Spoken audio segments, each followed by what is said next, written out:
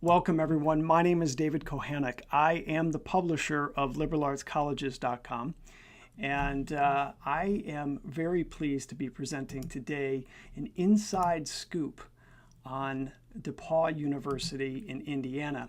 And my partner in crime today is Amanda Ryan. Amanda, are you there? Yes, I am here. Excellent, excellent. So we want to welcome everyone to today's session. I can still see people logging in, but we don't want to hold folks up. So we'll go ahead and just get started here. And here's the process. So Amanda's got some information she can share with us up front. We received so many questions from you ahead of the session that we've got a whole list of questions to address. Amanda, I'm going to let you take it from here. Awesome. Thank you, David. And thank you to everyone who is spending their evening here with us. I also wanted to introduce to you guys, I am fortunate enough to have 3 of our fantastic admission ambassadors here with me this evening.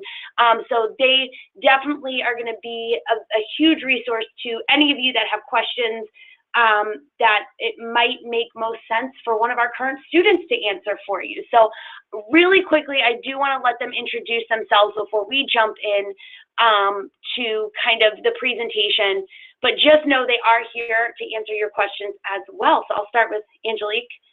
Hi, my name is Angelique Serrano. I'm a current senior. I'm from Chicago, Illinois, and I'm a communication major.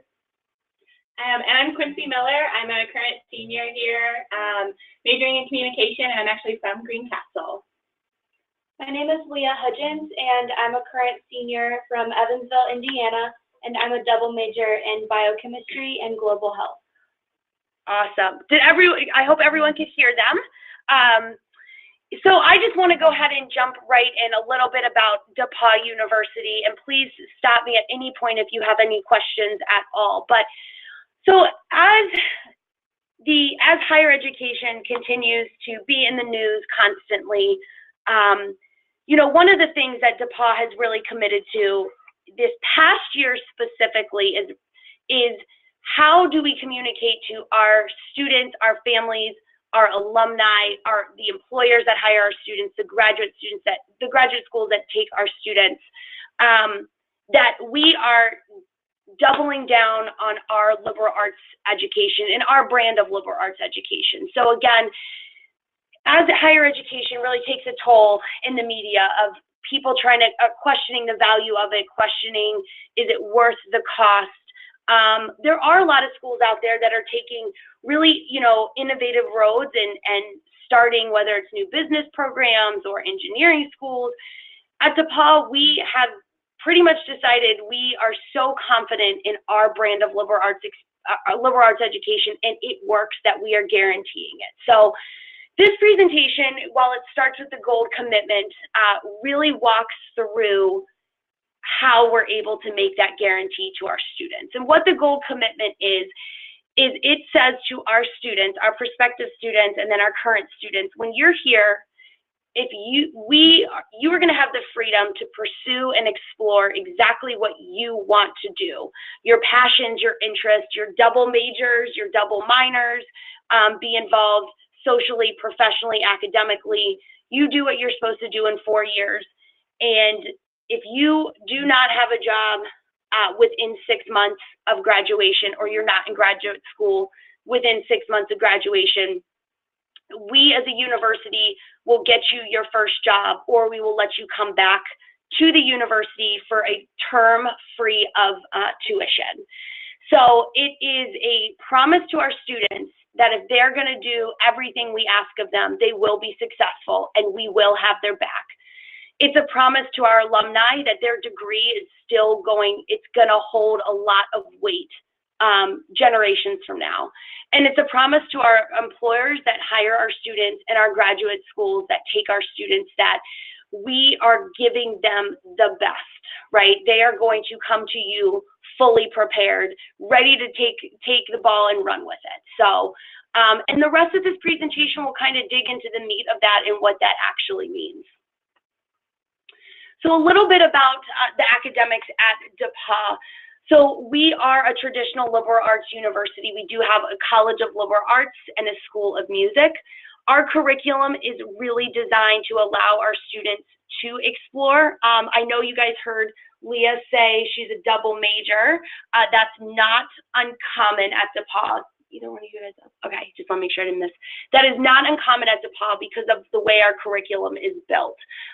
We do have your traditional liberal arts requirements. A third of your curriculum, our students' curriculum, falls into that. A third will fall into the student's major, and a third is really more open for electives. So it gives our students a lot of flexibility in being able to explore classes and passions outside of just their major, but allows them to double major, double minor. So you pair that, the curriculum itself, with the co-curriculars.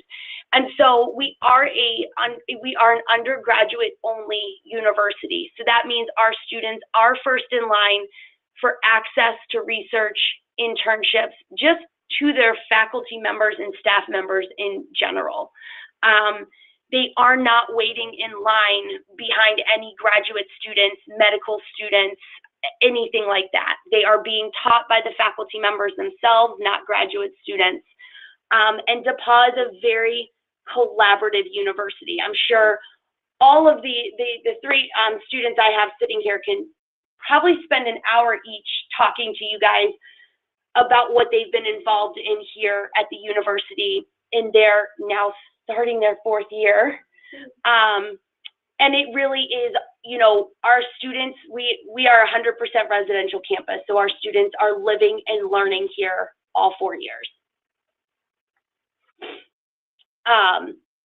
So just a couple of our degree options. I don't want to spend, I don't need to read all of these directly to you guys, but through our College of Liberal Arts, we do have a Bachelor of Arts. Within our School of Music, there are a couple of degree options. We do have the Bachelor of Music, the Bachelor of Music Performance, and Bachelor of Music Education. That's actually a licensed program, so our students can go into music education in Illinois schools. And then our dual degree, our Bachelor of Arts, Bachelor of Music, that's typically our 5-year degree for our School of Music students. So a student might major in within the School of Music, but then also double major in the economics program. We see that quite a bit. So we do have, let me see, one second. David, I have something right in front of my screen, so I actually can't see this slide. I apologize. I'm going to move this for a second. Okay. So a little bit about just by the numbers, straightforward academics at DePauw. Our average class size is going to be about 17 students.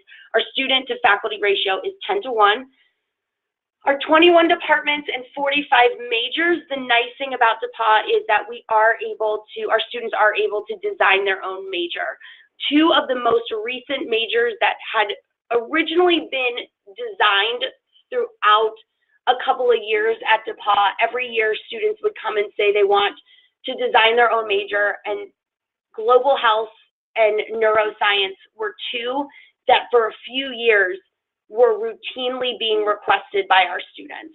So those 2 are our 2 most recent majors that are now official majors at the university, but they did start out as students coming into DePauw, not quite seeing exactly what they wanted in terms of majors and designing their own. Our students that do want to go that route or work with multiple faculty advisors across disciplines. So our neuroscience students in the past were working with, before it became official major, for example, were working with our psychology department. They were working with our science department, and I believe our sociology department, before it actually became a full-blown major. Global health took the same type of path. So those 2 actually became official majors because the demand for them were so high. I think it just speaks volumes of DePauw's curriculum that we are able to adjust and meet our students where they are. Amanda, can I interrupt for a second? Yeah, please. So one of the things that surprised me was when I was on campus, we went into the new science building, and the first thing, it just blows you away. It's such a beautiful building. But the first thing I asked was, okay, so where are the lecture halls, right? Show me the lecture halls, because I've been on dozens and dozens of liberal arts campuses, and sometimes there are, some fairly large lecture halls, and I always want to know where that's at. And our tour guide turned to us and said, there are no lecture halls here. Right. And I thought, well, that's interesting. And he said, sort of nonchalantly, yeah, actually our class size is capped at 35.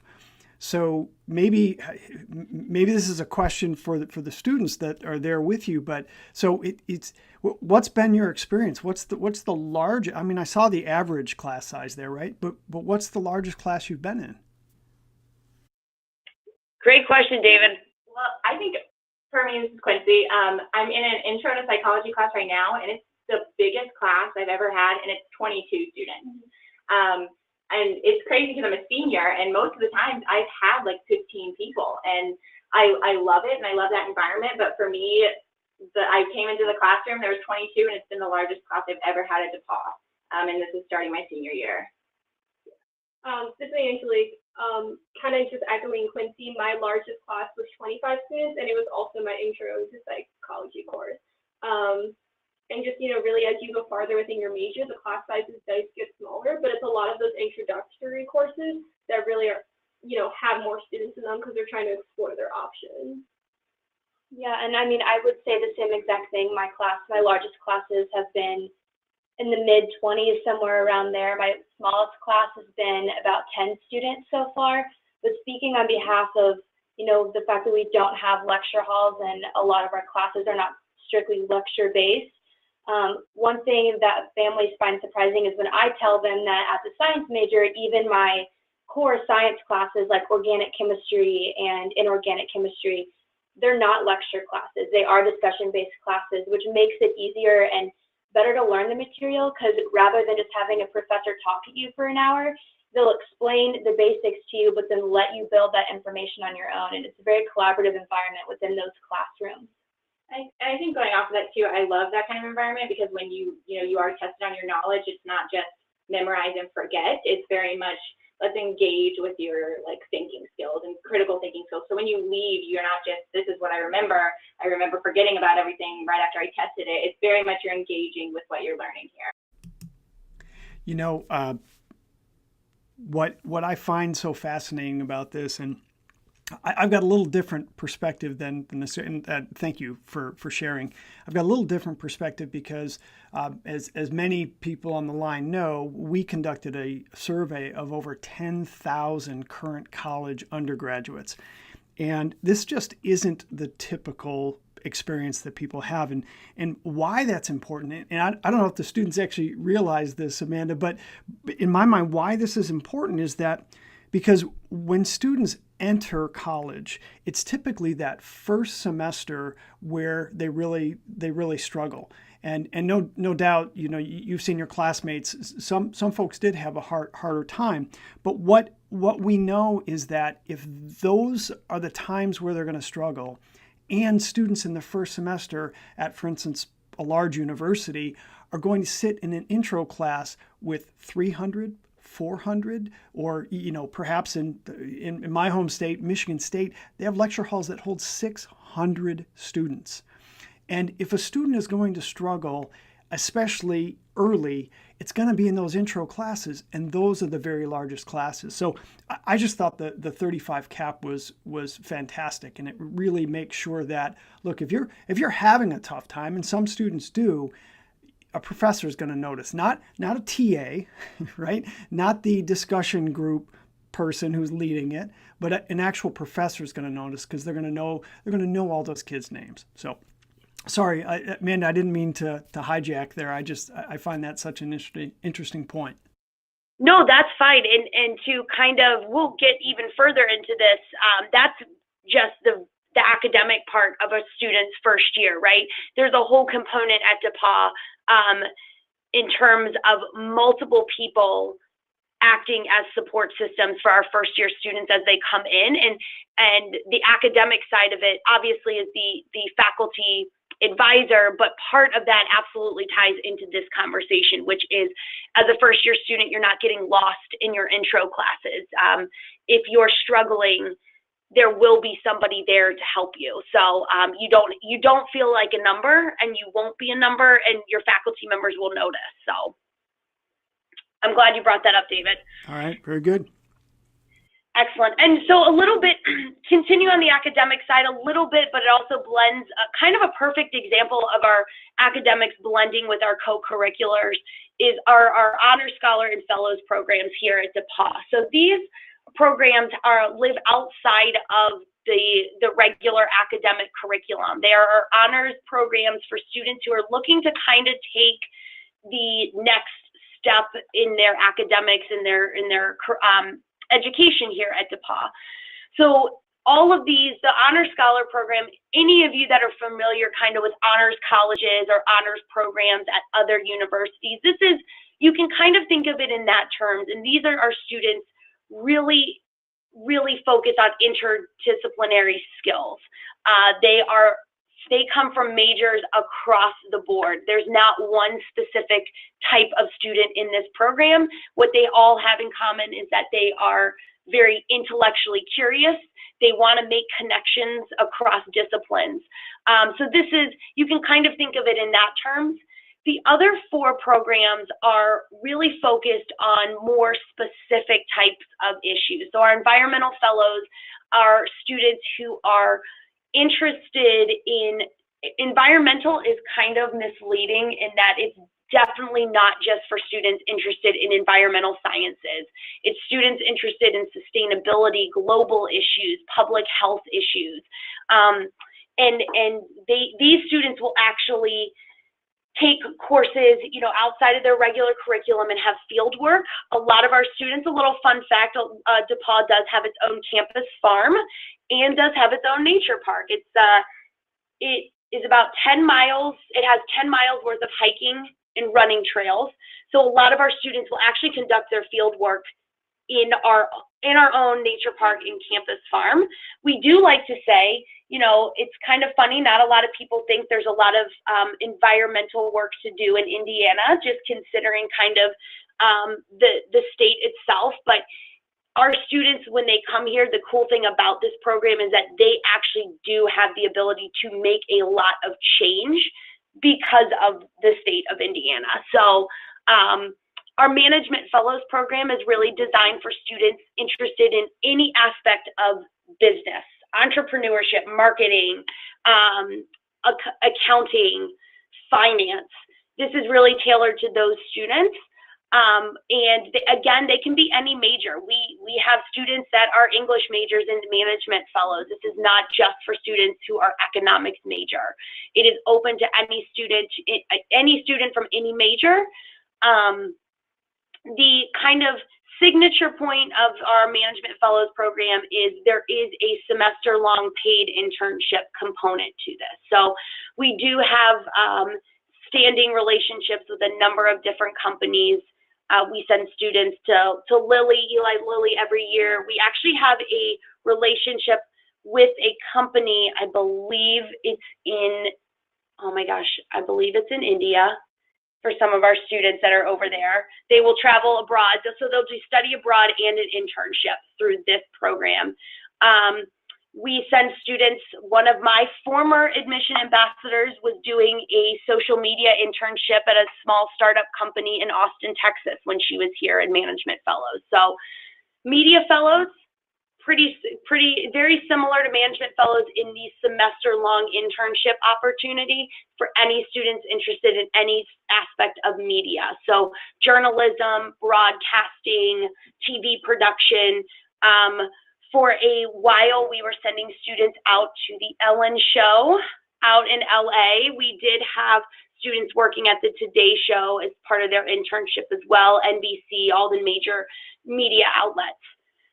The Science Research Fellows, this is the only program that truly does have a major component tied to it, which is students have to be in a science at DePauw that does include mathematics, computer science, and psychology.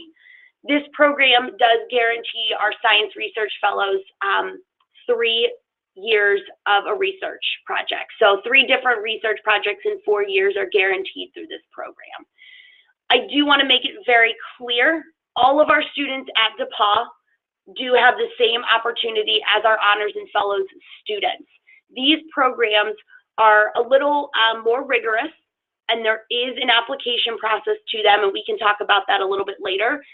And there is more of a streamlined programming they have to follow, these students have to follow. But our students at DePauw who are not in these programs have these same opportunities. These are just kind of more streamlined programs with a little more structure to them. So I just want to make that distinction. Our students who are not in environmental fellows can absolutely still be a part of our sustainability leadership program, can still work on our campus farm, do field work in our nature park. That is not limited to just environmental fellows.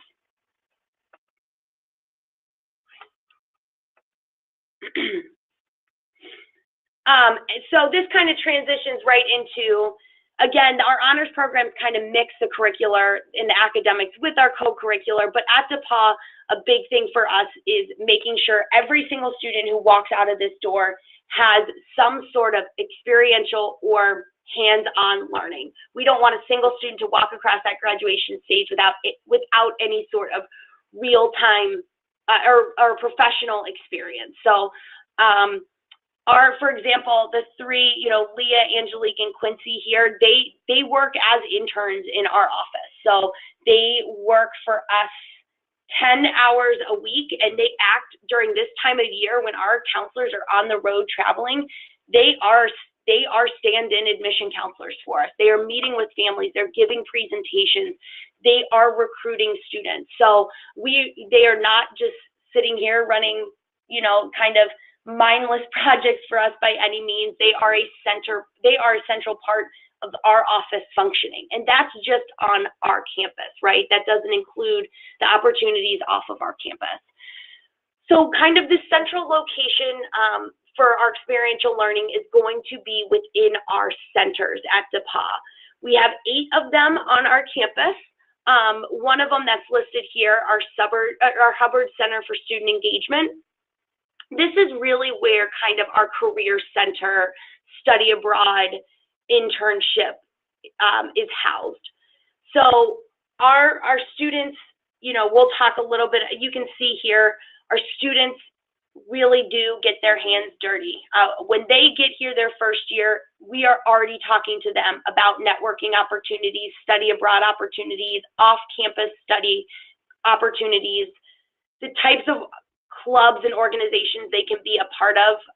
We probably bombard them with that when they're here on their first week of orientation. But we do, just a quick fact about our students, you can see right on here, 90% of our students at some point study off campus. So that's internships off campus, research at other universities, it's study abroad programs. Almost 70% of our students do study abroad at DePauw. Most of them are short-term study abroad opportunities and programs that involve class credit, and they are traveling with professors and faculty members. In the winter term at DePauw, we typically offer, I believe it's about 20 different options during that time. I'm looking at the students to make sure I'm not, yes, they are nodding at me. So I'm on the right track there, about 20 different study abroad options during our winter term alone. That's when a majority of our students will study abroad. We do basically the day, I think their second or third day on campus as first year students, they are already introduced to a young alumni. So we have graduates of the last decade, our gold alumni. They're actually on our campus with our students, their second or third day of orientation, introducing themselves, spending the day with them. Really we introduce our students to their first networking opportunity and relationship building opportunity, basically their second and third day of campus. So this is going back to kind of when you were talking about our class size and whatnot, our first year experience at DePauw is really kind of, it's definitely very unique to anything where I've worked before, even where I went to school, which was a smaller school than DePauw. And we didn't even have this type of experience for first-year students. But part of our commitment to our students is that we are here for them. We're going to support them all 4 years. It starts the first moment they walk on our campus. So we do, as students come to campus for orientation, they are assigned a faculty advisor. They are assigned a current student mentor. They will have an RA, and Quincy is sitting here. She was an RA before, so I might have her talk about that experience working with first-year students. Oh, you were too, Angelique? Oh, Angelique's one now. Excellent. So they can definitely answer kind of questions about that. And then we do have a first-year seminar. We also have brand new this year, since we did launch the Gold Commitment, our students also have a commitment advisor. So they have a student mentor, a Gold alumni mentor, a faculty advisor, a Gold commitment advisor, and an RA.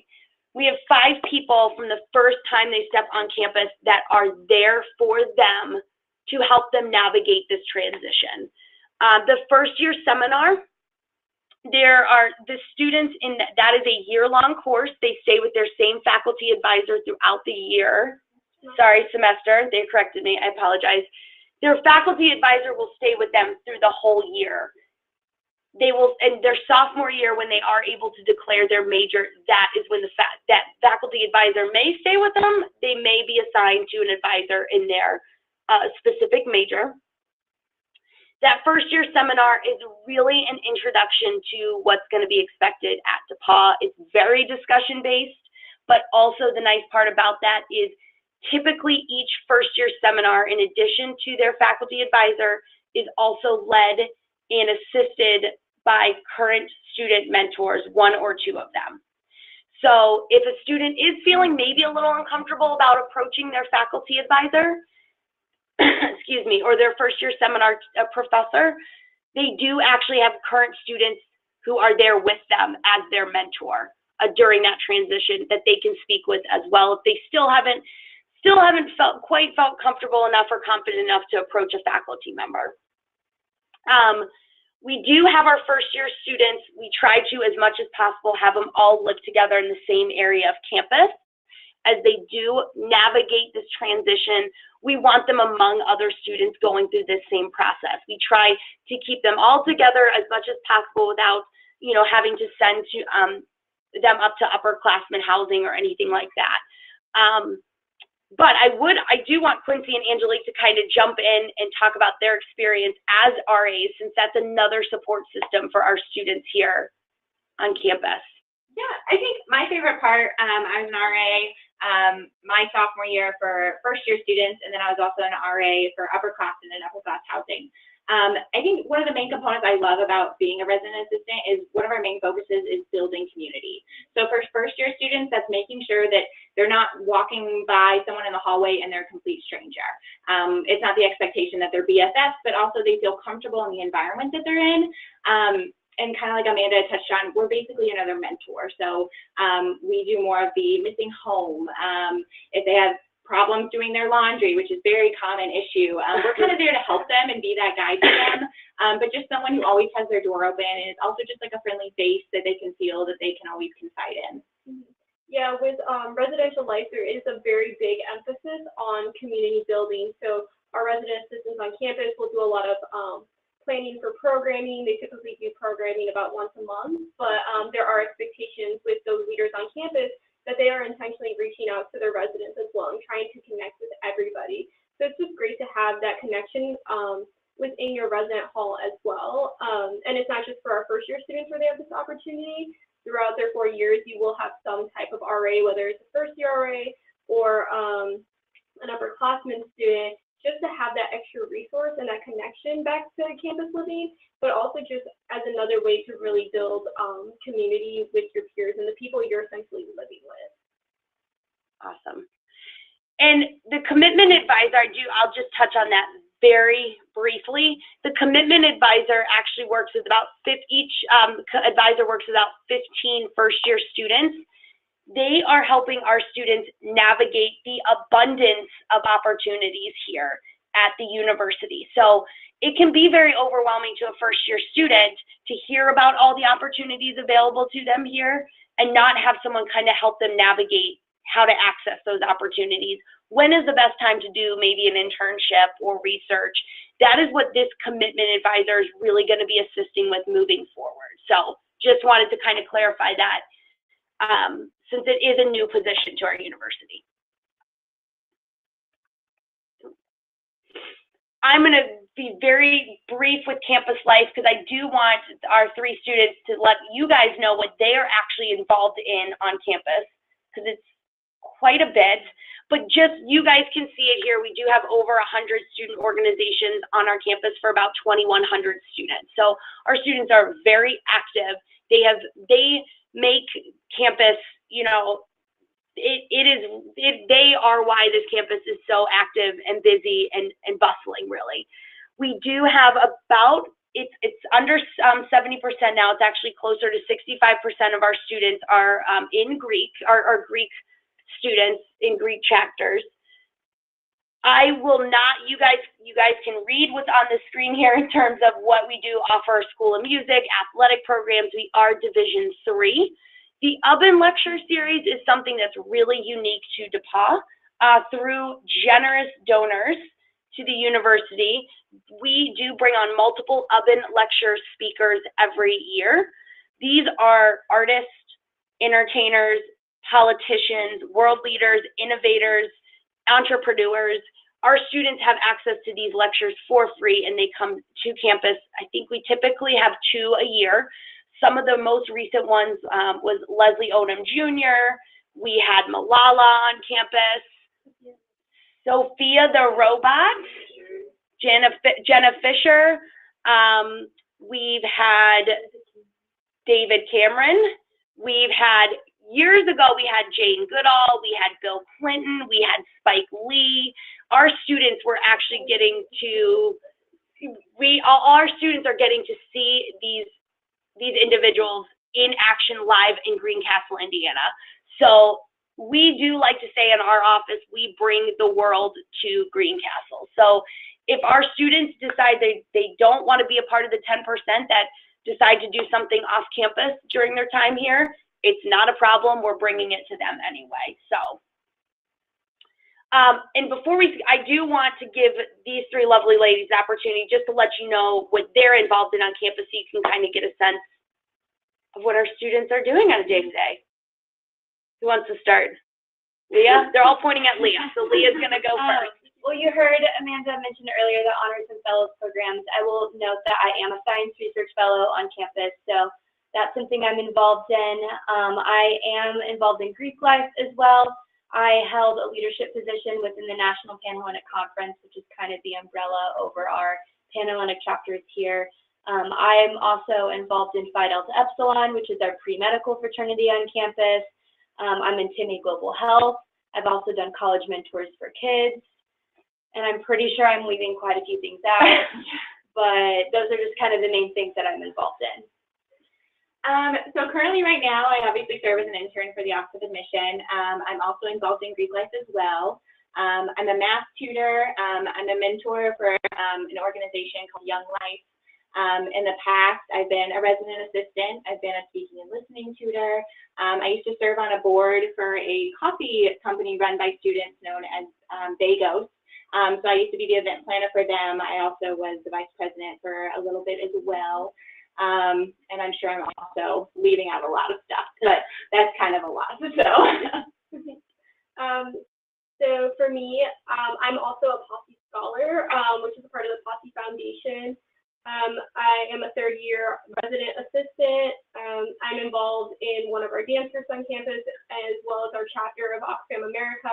I'm also the DePauw cheerleader, and like my peers next to me, I'm definitely leaving out so much more, like other opportunities that I've had on campus. But those are the main things that I'm involved in right now. And that is not what you guys all just heard. That is not, those are not like, that is common of a lot of our students here at DePauw.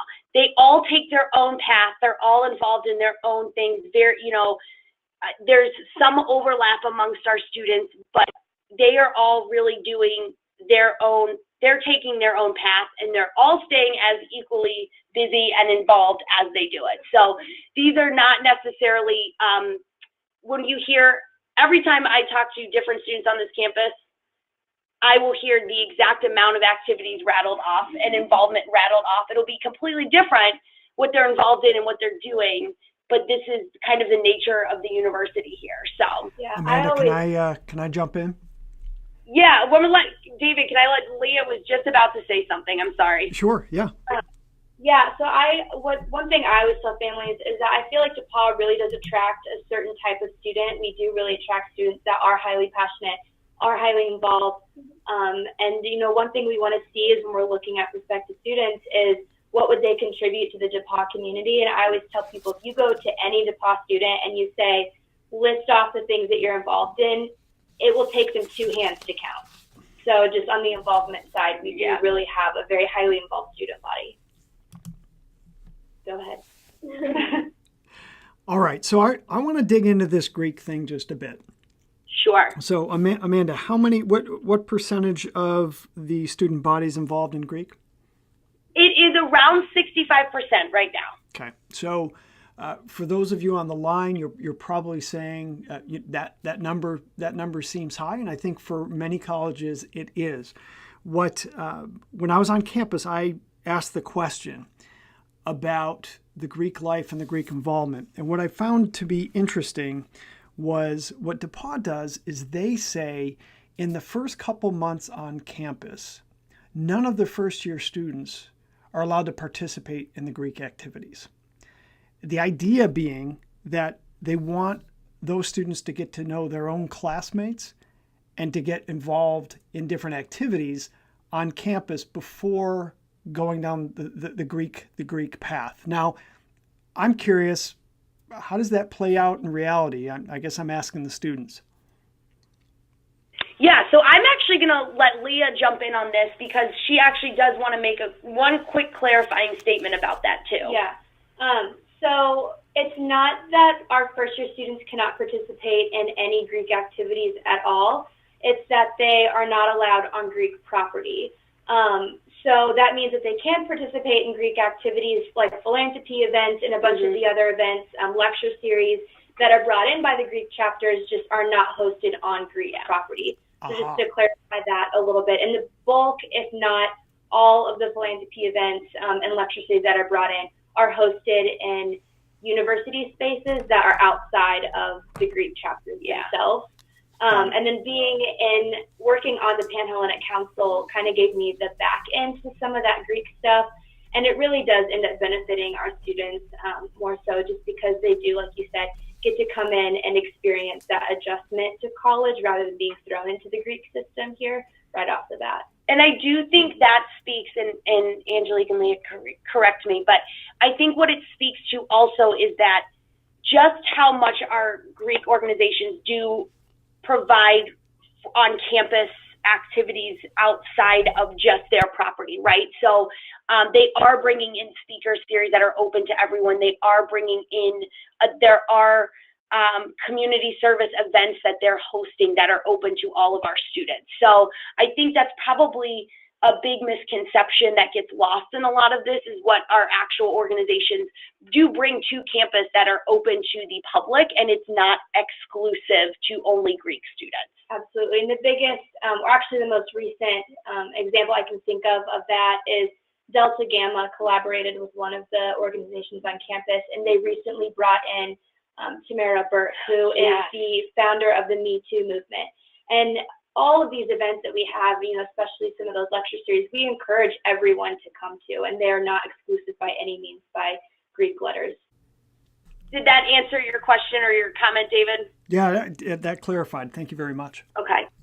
I am going to skip the residential living since we have talked about that. It's 100% residential, so our students will be on campus all 4 years. They are guaranteed housing all 4 years as well, so I do want to clarify that. Now, wait a minute. Whoa. I'm not going to let you off the hook that easy, Amanda. Sure. So, another question for the students. Tell us about first-year housing at DePauw. So all of our first-year students live in residential halls.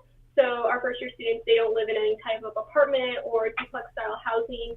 It's a very traditional resident hall where there's separate wings, so women on one side, men on the other, with common, like, shared bathrooms. They have common spaces. But what I really like about at least our housing here at DePauw, our first-year students, even though they are within resident halls, they still have options for other living arrangements. And what I mean by that is that we do offer different types of floors. So we do have the opportunity for our students, if they want to just commit to a healthier lifestyle and be in a healthy environment, we do have a healthy living option. We do also have what we call the rainbow floor, which is our LGBTQIA plus friendly floor. So you don't have to identify as that, but you can still choose to live in that space if you want to. We do also offer single gendered floors. So we have women's floors, men's floors, different variations that our students can have even though they are within the resident halls for their first year. After their first year, they do have some options. So if they decide to become affiliated with Greek Life, they will live in those chapter houses. We do also have residential halls for our upperclassmen students as well. But once you kind of get to your junior, senior year, there are apartments and duplexes available. And those are all actually owned through DePauw. So you don't have to go through a third-party person. You don't have to pay rent. It's all included in your housing. Great. And to further add on the first-year residence halls, we kind of touched on this earlier, DePauw does really value community. So each floor usually has a common lobby area for students to be able to interact with one another, hang out, do homework. Each main floor has a big common living space, and then the basements have a TV. Usually there's a pool table, foosball table as well, a main kitchen area. So we really value that community space and offer that in each first-year residence hall. Another thing I think is really cool about our first-year residence halls is the laundry is in each building in the basement, and they don't need quarters or anything like that. All they need is to provide their own laundry detergent. So they don't have to pay for that, which I think is a great addition to our first-year halls. Yes. Got it. Well, and thank you for the clarification, especially for those parents on the line. Yes, your kids will be able to do laundry and won't have an excuse. So, excellent. Correct. Yeah, and I think too, a lot of times parents are very concerned about safety, and each first-year student has an ID as well as every other student, but they only have access to their building. So they would key into their building, which would allow them access to their building, and then they have a separate key for their room. So I know a lot of parents love that component as well, that there's two ways that they have to get into the building. So if a student doesn't live in that building, they don't have access to it. They are strict on it. Our office has tried to get access for our tour guides to show some different rooms in different buildings, and we can't even get our tour guides access to those buildings. So they are very strict about that for, to Quincy's point, to make sure everyone feels safe and there's not someone in a building that's, not supposed to be there. And there's a similar setup to our apartment and houses, like our duplexes as well, whereas there is an outside door, but then there is also a separate door to your room, so you need those extra keys to get into the different space. So there's a big push on security and making sure our students are safe on campus. Excellent. So to kind of wrap up, as we talk about all the academics, the co-curriculars, the education here at DePauw, what does that mean? What does that look like for our alums, for our students that are graduating? Well, 94% of our students are employed in graduate school or in a fellowship within 6 months of graduation, which comes back to the gold commitment. Instead of just celebrating, that's a great number for us. It's how do we get that other 6% to be in that exact same pool, right? So that is what the commitment is. It's doubling down on what we're providing for our students and ensuring that that now becomes 100%, right? 90% of our students who do apply to medical school with a 3.6 GPA score in the 80th percentile are admitted to med school. So they are admitted into med school. A couple things to note about that at DePauw. I mean, that our students know their faculty members. Are you, Leah? Are you med? Yeah. Leah is pre-med. So when she gets, as you start going through the process this year, right? Yeah, so I'm actually taking a gap year before medical school, but the things that I've been able to do during my undergraduate career and have had access to, like being able to join the pre-medical fraternity, has made me a lot more confident about my chances of getting into medical school. In fact, just yesterday, I was at the graduate fair speaking with some med school admissions team members there, and they made me feel confident that I can do this, and it's looking good for me. So. That's super exciting. That's very exciting. 88% of our students who apply to law school are admitted. We did have 25 Fulbright scholars named by the U.S. Department of State in the recent years, which makes, oh, sorry, let me move that. And we have been ranked number 8 out of 800 liberal arts colleges for producing top business executives, which is pretty awesome. Pretty awesome. So, and some of those alumni I can show you right here, a nice listing of those here for you. We did actually just have Bill Rasmussen on campus last November, and he was, and then Vernon Jordan spoke at commencement, which is unbelievable to say. Not only did Vernon Jordan graduate from DePauw, but he has come back and he speaks to our students. Eliza Beard, she is actually the CEO of Teach for America. So she graduated from DePauw. We do send a lot of students through the Teach for America program every single year. So there's some other some more recent alums as well. We do have, as you can see, a Pulitzer Prize winner, individuals that have worked for the United Nations, the White House, which is pretty cool. So just to name a few.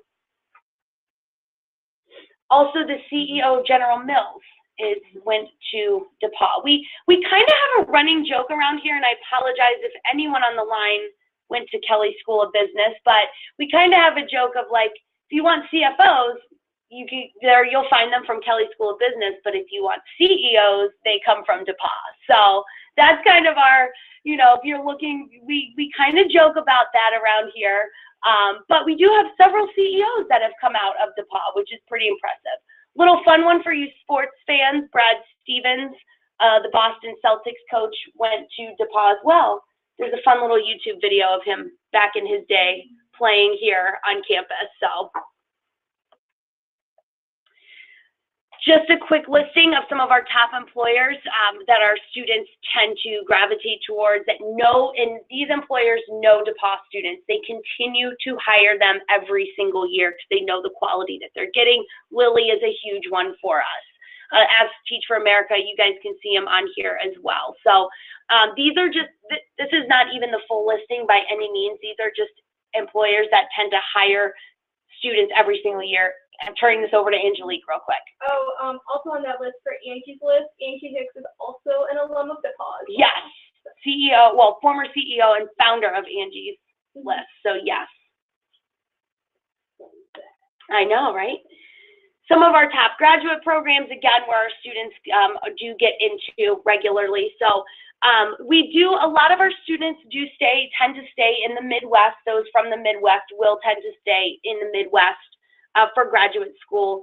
So, but these are some of our ones across the country that we see our students getting into. Just so you guys are aware, Columbia University, we actually do have a relationship with them for our pre-engineering program. So we do have a agreement or a relationship with them in WashU. Two of those schools we do have standing partnerships with for our pre-engineering program, the 3-2 program, 2 bachelor's degrees in 5 years. So our students would do their liberal arts curriculum here at DePauw through our physics department, and then would transfer into either one of those schools to complete their engineering degree. Application process. I think the next section is, I'll go through this pretty quickly. It's pretty straightforward in that it's a holistic review at DePauw. We do not look for reasons to deny students at DePauw. We look for reasons to admit them. We are looking at everything. Applications are reviewed multiple times, especially those borderline students. We are looking at students and looking at reasons to admit them. Most of it, we're looking at the curriculum, the type. We're not just looking at GPA and test scores. We are looking at the types of classes students are taking, the types of classes in context to their high school as well. We, you know, if Quincy was applying today and Leah was applying today and Angelique was applying today, they all go to different high schools.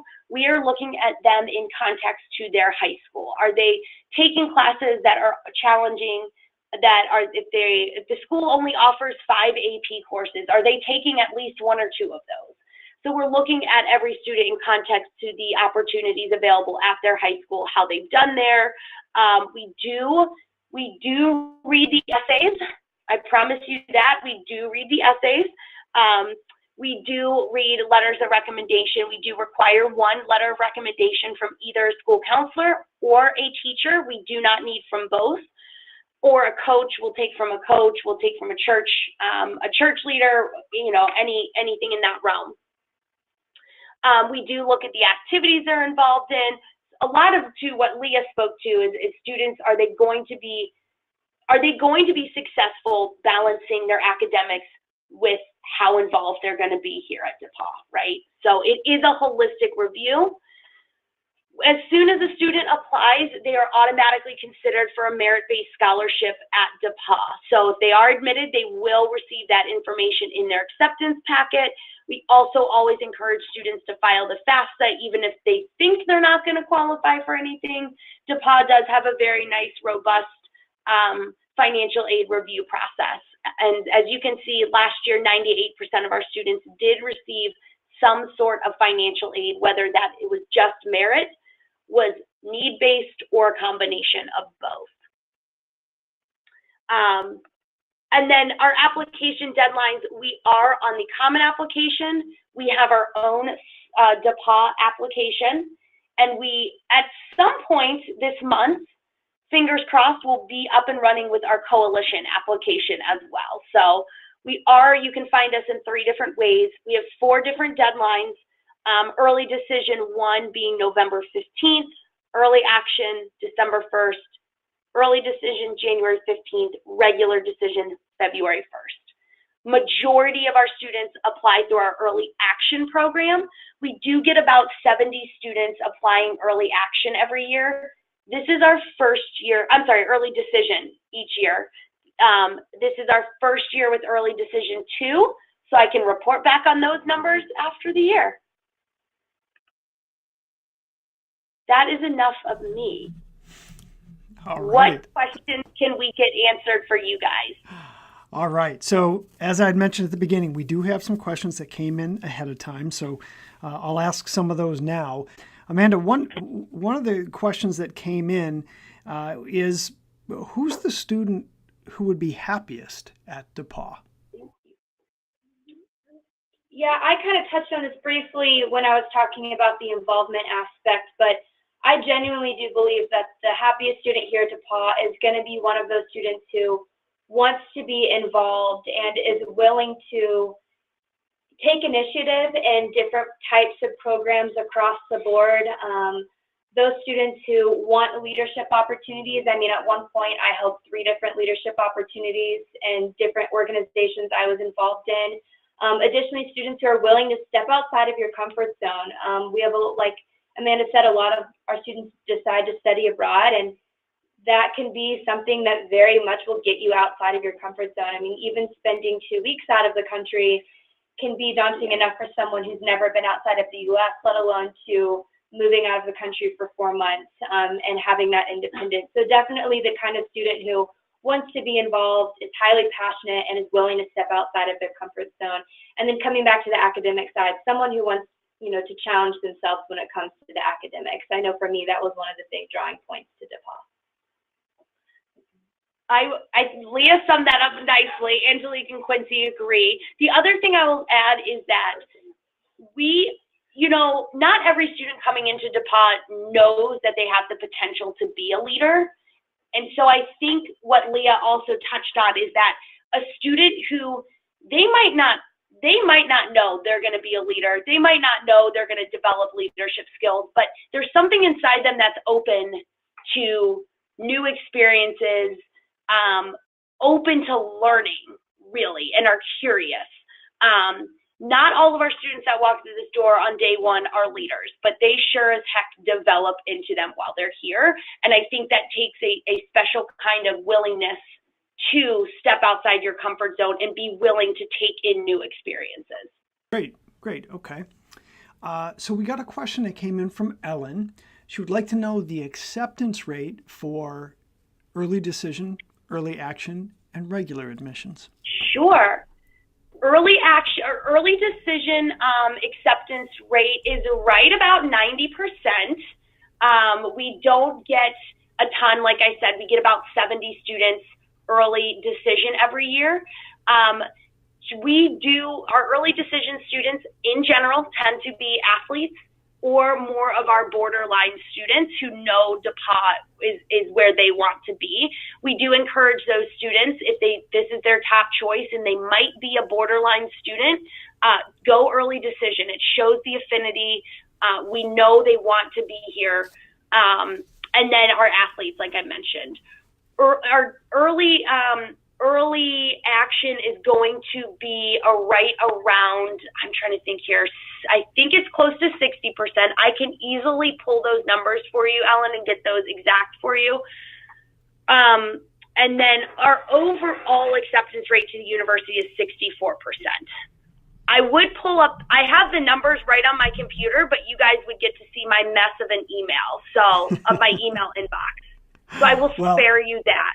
So there's a page on LiberalArtsColleges.com about DePauw's acceptance rate, and it will speak to that. The parent page there, so if you go to LiberalArtsColleges.com and click on college acceptance rates, we have an entire page dedicated to the discussion of acceptance rates and how they're both helpful and somewhat misleading. So I think you may find some value in that as well. Yeah, and as I said at DePauw, we are a school that we admit more students than we deny. So we are definitely looking for reasons to admit our students. We are not in a position where we're going to take two 4.0 students, compare them, and figure out which 4.0 student we're going to have to deny. So I will thank you, David, for providing them with that. All right, so the next question came in about Greencastle, where it's located, and Sure. So I'll actually speak to this one because I've been on campus. So Greencastle is a rural community. It is a well-established historical downtown area, and the campus has a pretty close relationship, actually, between the downtown and campus. How you get there, and that was one of the other questions. So it's about an hour ride from Indy. About 3.5 hours from Chicago, about 3.5 hours from St. Louis. It's right sort of between the two. If someone's coming in from the West Coast, for instance, LAX, you're talking about a 4-hour nonstop flight. And actually, I was surprised, surprisingly affordable. And if you're coming in from New York, from JFK to the Indianapolis airport, it's about 2 hours, 15 minutes. And, then to get to the airport to the campus, you're about 45-minute drive or so. Does that sound about right? It is. And actually, David, if you don't mind, I'm going to turn this over to Quincy. Quincy is from Greencastle. And so I think you've seen a lot of changes in the Greencastle community. I have. So, yeah, I was born and raised in Greencastle. I actually grew up on campus. I always say to a lot of prospective students and their families that I actually learned how to bike on DePauw's campus for the first time when I was a kid. But I have seen a lot of changes, and honestly, I could talk for hours and hours about Greencastle because I love it. It's very small. It has about 10,000 residents total. But we speak on, I think we value community, not only at DePauw, but in Greencastle. And you kind of touched on this, the relationship between DePauw and Greencastle is always growing, always changing, but in a good way. I grew up in Greencastle. A lot of our downtown has changed in a good way. We've got a lot of new restaurants. We have a lot of new boutiques and shops that have been opening up, and I think that that's constantly going to be, they're going to be adding more additions to things. Like we just got a taco place right across from campus. It's amazing. But also, too, just the safety of Greencastle. I love being raised here because I knew a lot of people. So I would go to Walmart and I would see like 5 different people that I knew. And I think a lot of DePauw students have touched on that as well, which has made me very proud to be from here. One of my friends on campus is from Birmingham, Alabama. And so she had this concert that she was performing. She's in the School of Music. And so she actually just ran into a community member in Greencastle at Kroger one day and talked to them. And she was talking about how she didn't have much of a support system in terms of people coming to watch her perform. And so those people have actually come to all of her performances since then. And they've cooked her dinner. And they've been a good kind of like replacement for her parents while she's at DePauw. But I think that one example speaks volumes for everybody in Greencastle. I mean, it's a growing city, it's changing, and the relationship between DePauw and Greencastle has been amazing in terms of community service, support, ways that we can interact with one another. But I'm going to stop talking because I could keep going on and on. Well, and also I'll clarify from the Voice of the Student survey results, 8 out of 10 DePauw students said that they feel very safe on campus, even at night. So that gives you a sense of how the average student feels. And there was one other thing from the survey that I wanted to share. Oh, no. It was on the diversity front. We had a question about diversity. About 1 out of 5 students is a domestic student of color, and about 1 out of 10 students is an international student on DePauw's campus. All right. Well, Amanda, we've gone over the 1 hour mark. So I do have numbers for Ellen though, real quick. I pulled them up on my phone in Slate. Okay. I have those for you. Last year, early decision, we were right at, 2 years ago, we were 88% acceptance rate early decision. This past year, we were actually at 99%. 74 out of our 75 early decision applicants were admitted. Early action, we're at a 74% acceptance rate early action. Regular decision, it's about 46% acceptance rate.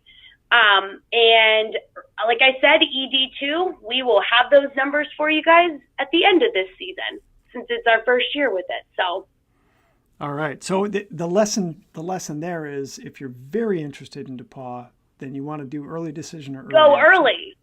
Go early. Yes. Awesome.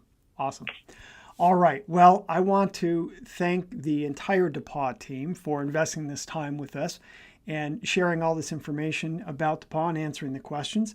Again, if you have questions about acceptance rates in general, I'll direct you to LiberalArtsColleges.com. Click on acceptance rates there. If you have questions about DePauw specifics, you can go to DePauw.edu. And that is DEPAUW.edu. And that will take you to all the information you need there, as well as you can contact the admissions team. Go to the admissions page, the contact information is there. So hopefully you found this session helpful and we've answered your questions. If you still have questions, feel free to send them off to the DePauw team via their website, and they can follow up with you one-on-one. Yeah, I would be more than happy if you guys want any of our, I know it's old school, but if you want any of our publications or print materials, I can send those to you in PDF form or drop them in the mail for you guys. So you just feel free to reach out to me directly and I can get any of those headed your way. All right. Well, again, great. Amanda, thank you. And thank you to our student panel for answering the questions. Yes, thank you guys. Thank you guys all for joining us tonight. Thank you to the students as well. I appreciate it. All right, everyone. Have a good evening. One, guys. And until next time, this is David Kohanek signing off. Take care, everybody. Bye-bye. Bye. Bye-bye.